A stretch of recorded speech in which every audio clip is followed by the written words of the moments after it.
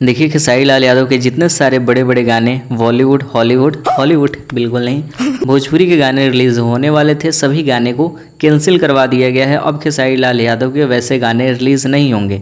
अगर ऐसे रिलीज करने की कोशिश की जाती है तो खेसारी लाल यादव के गाने को यूट्यूब से डिलीट करवा दिया जाएगा, जैसे कि पिछले 2 दिन में 2 गाना खेसारी लाल यादव का डिलीट हुआ है। इसमें हाथ किसका है? क्या पवन सिंह खेसारी लाल यादव के पीछे पड़कर बर्बाद करने की कोशिश कर रहे हैं खेसारी लाल यादव का कैरियर? आज की इस वीडियो में समझेंगे। उससे पहले हमेशा की तरह वीडियो को लाइक कीजिएगा, चैनल को सब्सक्राइब तो ज़रूर कर लीजिए ताकि ऐसे ही अपडेट सबसे पहले आपके पास पहुंचे। देखिए इस टाइम खेसारी लाल यादव का गाना यूट्यूब से डिलीट होना बहुत आम बात है। मैंने पिछले वीडियो में अपडेट दिया था कि कितने सारे खेसारी लाल यादव के गाने डिलीट हो गए हैं और अब से खेसारी लाल यादव का कोई बॉलीवुड गाना रिलीज़ नहीं होगा।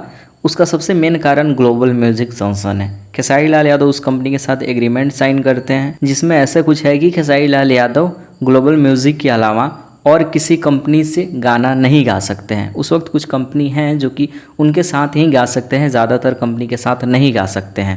इसलिए न्यू खेसारी लाल यादव अगर गाने की कोशिश कर रहे हैं, नए नए चैनल से गाने को डिलीट करवा दिया जा रहा है, ब्लॉक करवा दिया जा रहा है। एग्रीमेंट में जो चैनल का नाम दिया गया है उसी चैनल से खेसारी लाल यादव का गाना आ सकता है, बाकी के चैनल से जैसे ही आएगा वैसे ही डिलीट कर दिया जाएगा। खेसारी जी बर्बाद हो सकते हैं। उनका किसी भी बड़े कंपनी के साथ में, कोई भी बड़ा बॉलीवुड वालों के साथ में, किसी के साथ में कोई भी प्रोजेक्ट नहीं आएगा।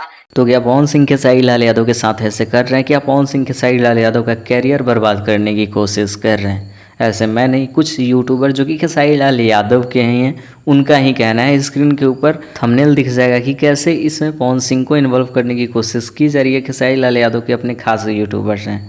खेसारी लाल यादव शायद बात नहीं करते हैं, ऐसा सुनने में है, लेकिन पर्सनल भाई कौन किसको देखा है, लेकिन इन लोगों का कहना है। तो पहले क्लियर कर देते हैं भाई, global music Johnson Pawan Singh का कंपनी नहीं है।